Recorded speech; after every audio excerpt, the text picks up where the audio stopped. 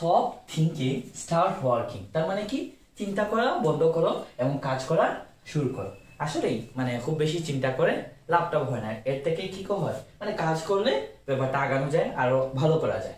তো বেশি চিন্তা না করে কাজ শুরু করাটাই ভালো। তো এটা থেকে আমরা কি শিখবো, এই যে স্টপ, স্টপ এবং স্টার্ট এই দুইটা ভার্বের পরে কি বসে, জিরান্ড বসে। তাহলে এই যে স্টপের পরে এই যে থিঙ্কিং বসে, ওইটা কি হয়ে যাবে, জিরান্ড হয়ে যাবে।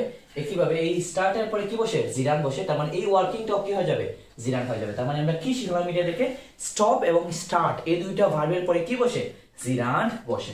এখন দেখো দুইটা এক্সাম্পল দেখো, ইট হ্যাজ স্টপড রেইনিং, এই যে রেইনিং এটা কি হয়ে যাবে, জিরান্ড হয়ে যাবে। কেন, কারণ এখানে স্টপের পরে বসছে।